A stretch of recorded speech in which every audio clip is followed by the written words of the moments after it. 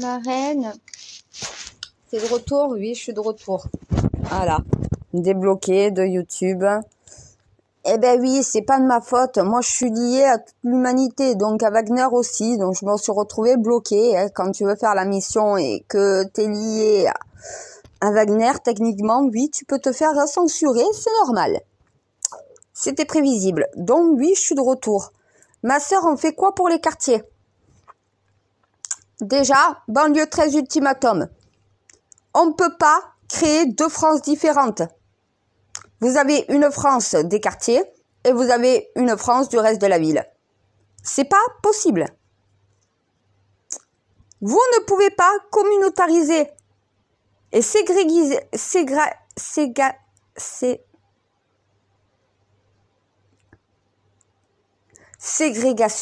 Merci mon Dieu, merci mon codex. Ségrégationner. Vous ne pouvez pas communautariser et ségrégationner sur notre territoire en vous plaignant qu'il y a communautarisme et qu'il y a ségrégation. C'est mieux. Ouais. Hey, il est galère ce mot, hein, mon Dieu. Hein, ben, ségrégation, c'est facile à dire, mais ségrégationner, c'est vrai qu'il faut aller chercher le terme juste.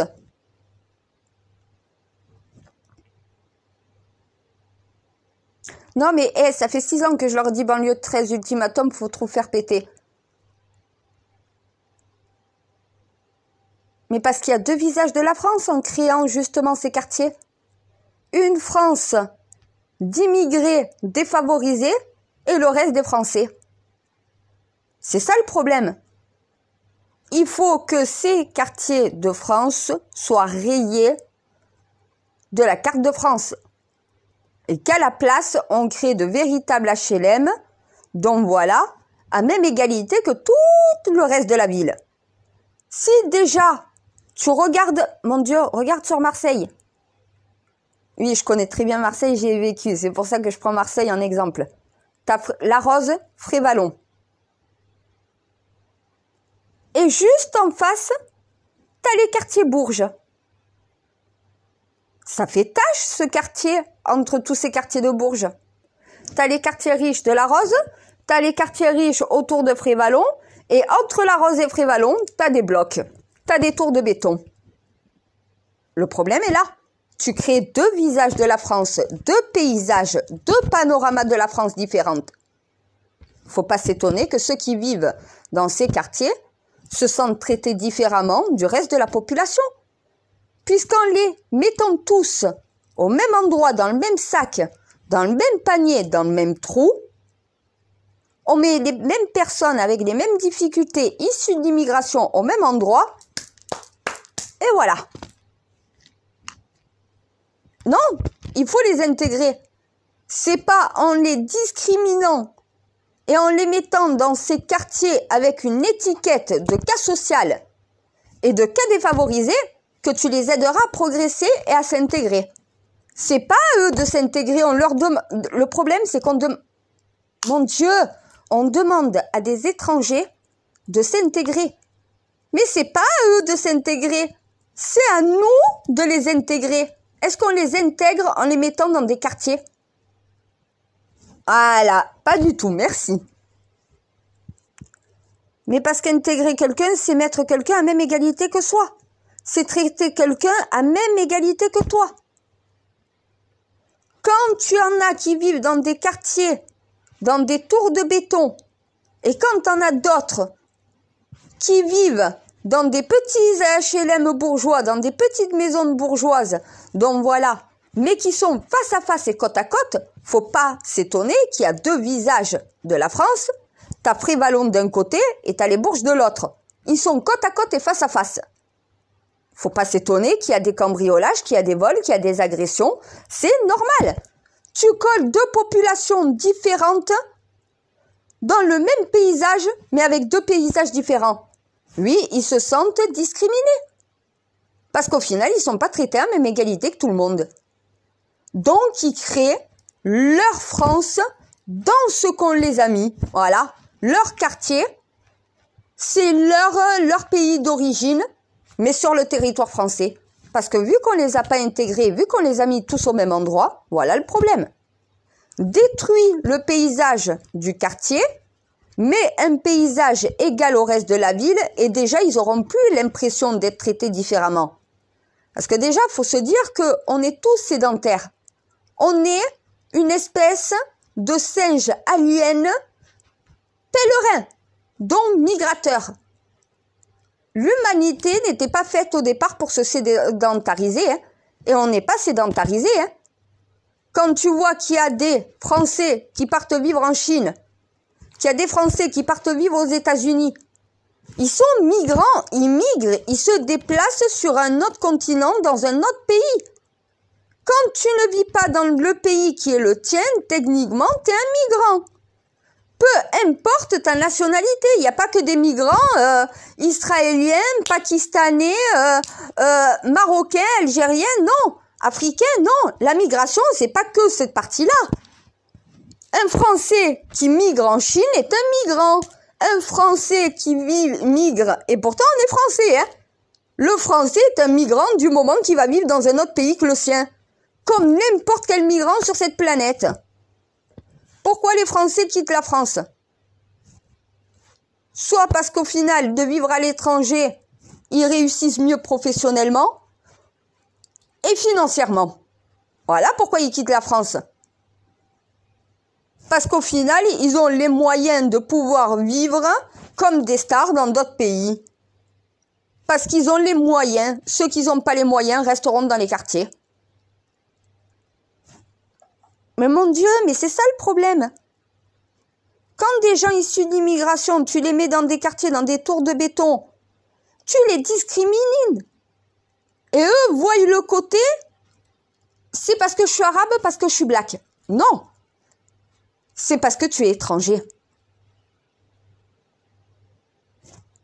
Mon Dieu, un Chinois qui arrive dans le quartier, les Français le regardent différemment que si ça serait un Français qui arriverait. La réalité est là, c'est pas parce que il est chinois, c'est parce qu'il est étranger, il n'est pas français. Ah mais il y a un gros problème avec certains pays qui se disent être les pays des droits de l'homme, qui sont incapables de traiter chaque homme, chaque humain sur son territoire à même égalité que les autres. Ça déjà, donc frère, tu me demandes, ça déjà c'est un problème. Un gros problème, précise Dieu.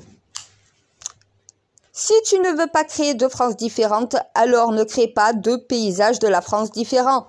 Il y a un paysage tour, quartier, tour de béton, les blocs, et d'un autre côté, le reste de la France. Il y a une France qu'il faut mettre à même égalité que les autres, celle des quartiers.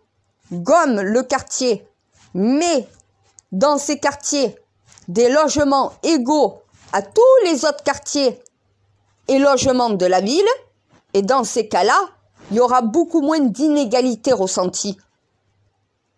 Ils auront l'impression d'être des humains, d'être des Français à même égalité que les autres Français, puisqu'ils vivent de la même manière, avec la même dignité que n'importe qui d'autre. Ça déjà, c'est pour le lieu de vie. Après, il y a l'école. L'école, il va falloir remettre le mérite, remettre la compétition scolaire, remettre l'uniforme scolaire et remettre l'autorité scolaire. Quand un professeur rentre dans la classe, tu te mets debout. Au garde à vous, ça veut dire debout, hein, ça veut pas dire forcément le salut militaire. Hein. Tu te mets debout. Le prof rentre, tu te lèves, bonjour madame, bonjour monsieur, et t'attends que le professeur te donne la permission de t'asseoir. Quand tu dois prendre la parole, c'est pas ouais madame, c'est tu dois lever la main et le professeur doit te donner la parole. Tant que le professeur ne te donne pas la parole, tu te tais. Ça c'est l'autorité. Voilà, ça c'est l'autorité, c'est le respect du professeur. Oui, il faut les punitions. Oui, il faut les punitions. Au coin. Si tu veux faire l'enfant, si tu veux faire le gamin, je vais te traiter pareil. Moi, au collège, sans pitié, je te fous un gamin au coin. Si tu veux te comporter comme un enfant, je vais te traiter comme un enfant. T'es puni, tu te tournes au coin, tu regardes pas le reste de la classe. Voilà. Peut-être qu'en prenant la honte une bonne fois pour toutes, peut-être tu t'arrêteras. Et le bonnet d'âne, ça permettait au moins au cancre de ne plus vouloir être la risée de l'école, la risée de la classe, et de ne plus être un cancre et de ne plus porter le bonnet. Certes, les sévices corporels, non, c'est à retirer. Mais les punitions, c'est à laisser. Tu fous pas un coup de règle sur la main d'un élève. Ça, c'est du sadisme. Mais envoyer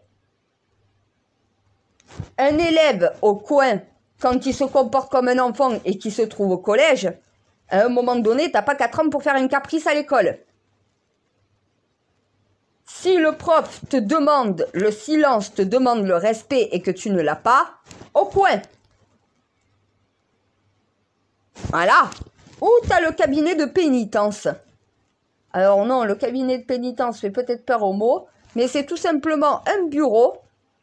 C'est pas une classe, c'est un bureau, une pièce où il y a un bureau. T'as de la lumière, t'as un stylo, une feuille. Et je ne dois pas insulter la maîtresse. Si tu as 3000 lignes à devoir faire, tu ne sors pas du cabinet de pénitence tant que tu n'as pas fait tes 3000 lignes. Au bout d'un moment, à force de t'y rendre, peut-être que le message va rentrer. Ça, c'est l'autorité, hein. C'est pas être méchant, hein. Et ils en ont besoin, justement, de ça. C'est les sévices corporels qu'il fallait retirer de l'école. Mais les sévices mentaux qui permettent de faire prendre conscience, d'apprendre de ses erreurs, il n'y en a plus.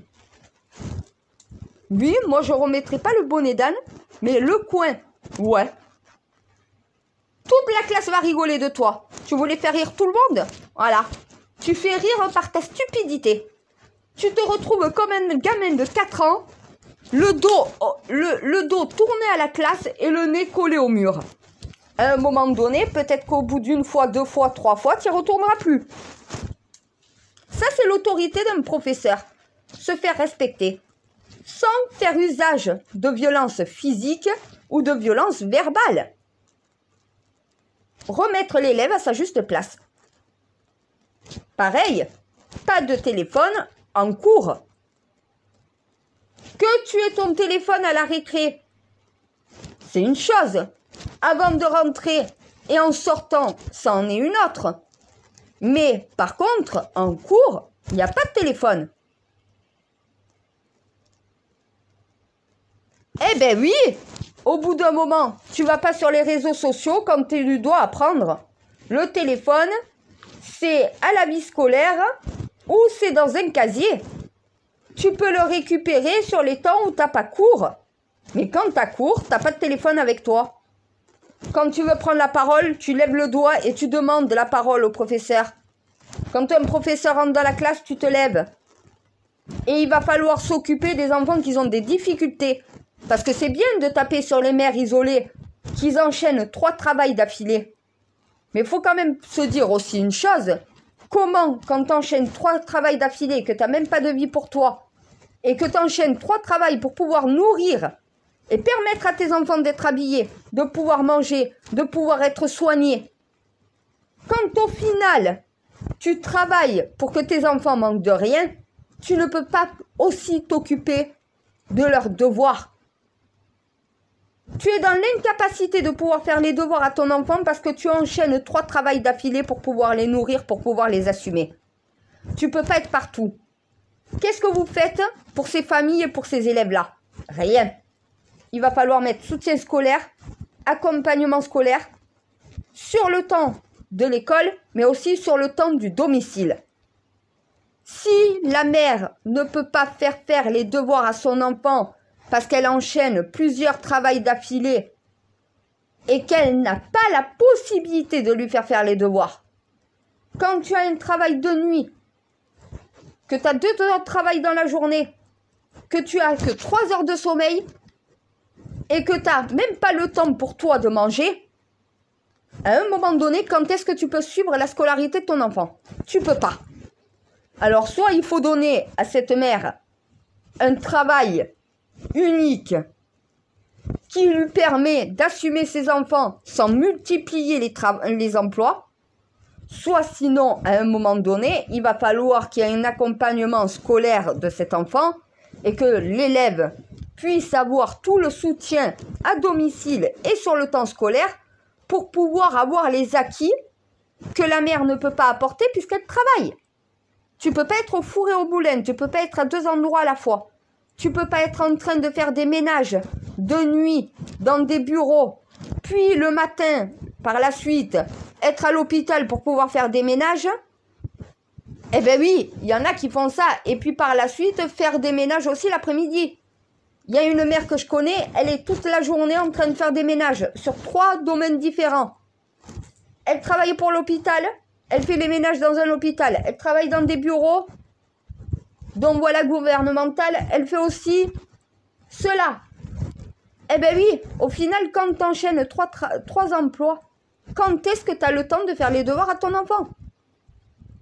Elle a les moyens, donc voilà, parce que ces 3 emplois lui rapportent suffisamment pour pouvoir prendre une aide scolaire qu'elle a payée.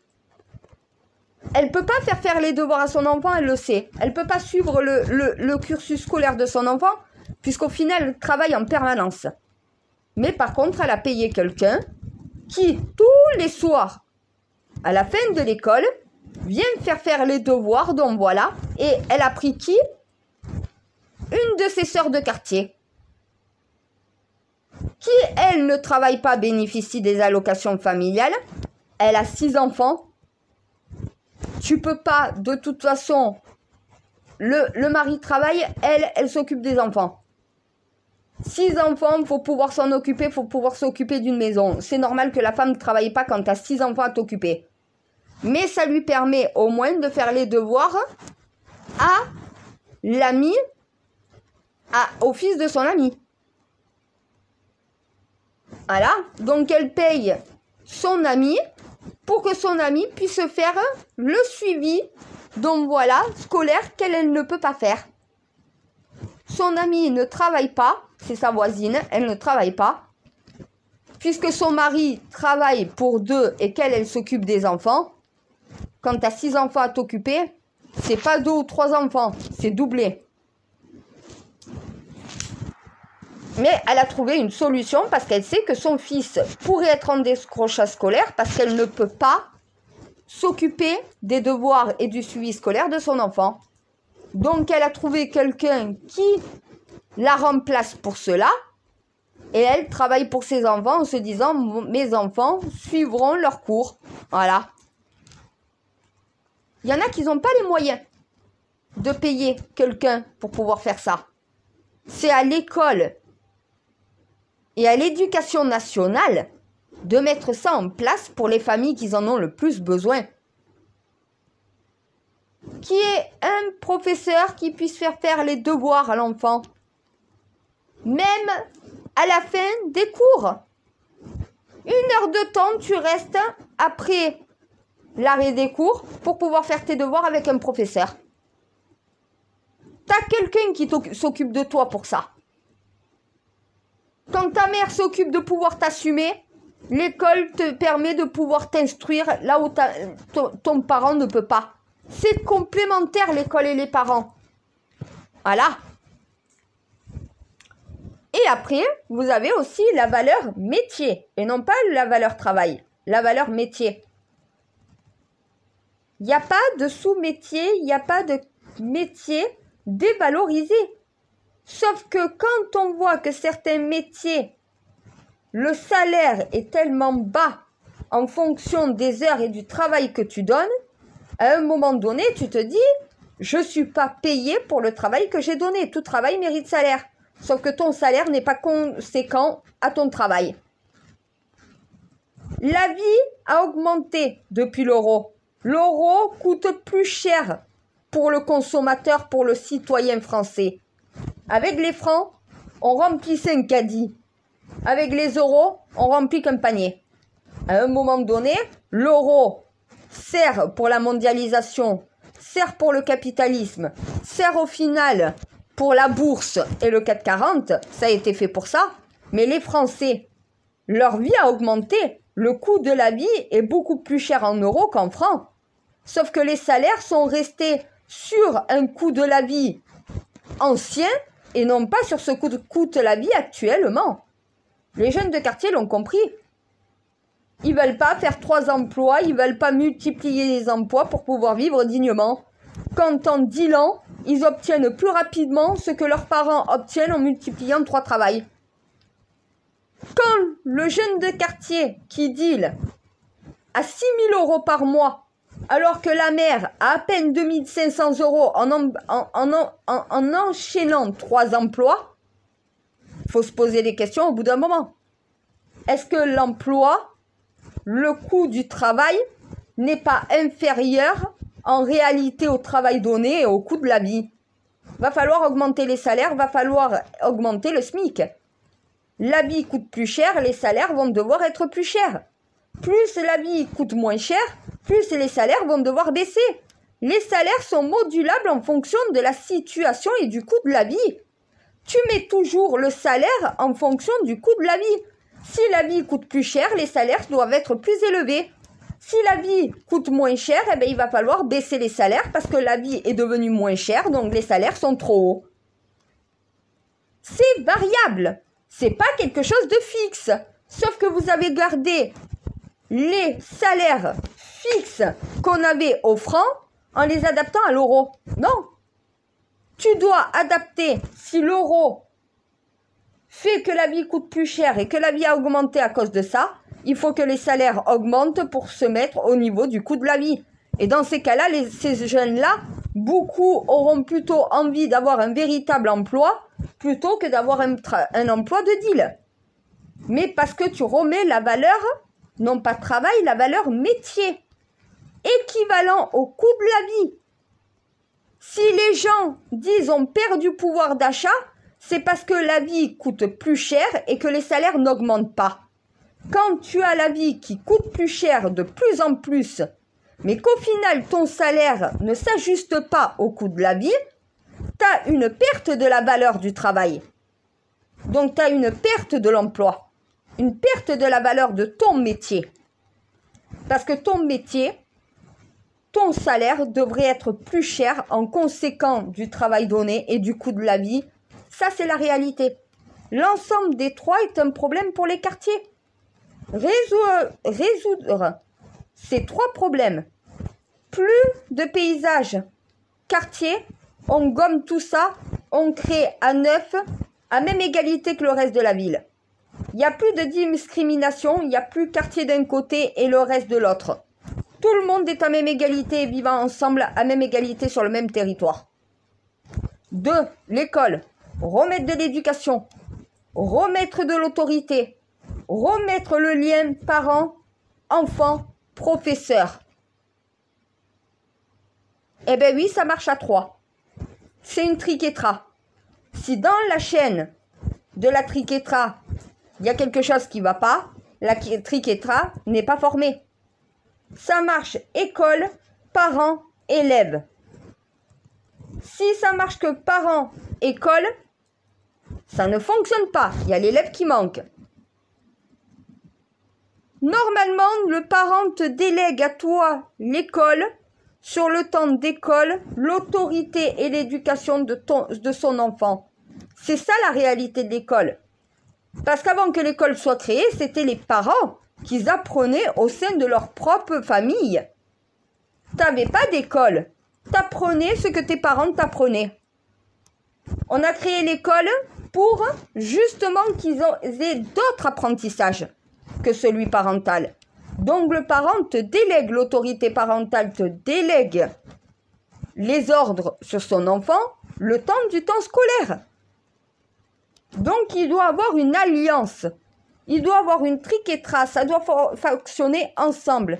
Un parent qui a des difficultés pour pouvoir non pas éduquer son enfant, mais pour suivre le cursus scolaire de son enfant, il faut lui apporter une aide. Si elle ne peut pas le faire, il va falloir que l'école le fasse, mais d'un commun accord avec la mère. Et il va falloir remettre le travail, le métier, l'emploi à niveau du coût de la vie et augmenter les salaires quand la vie augmente, baisser les salaires quand la vie baisse. Si le coût de la vie est moins élevé, ton salaire, il n'a pas besoin d'être au-dessus du coût de la vie. Voilà. Alors certes, il y aura toujours des riches, mais il va falloir qu'il n'y ait plus de pauvres. Riches, classe moyenne pour tous. Ou que les pauvres soient traités à même égalité et la possibilité de devenir des classes moyennes. Voilà. Ça, c'est les 3 problèmes. C'est la triquetra qui pose problème dans ce genre de population. Cette population immigrée que vous n'avez pas intégrée et que vous êtes incapable de comprendre aussi. Parce que ce que je suis en train de vous dire, ça fait 30 ans qu'ils vous le disent. Voilà.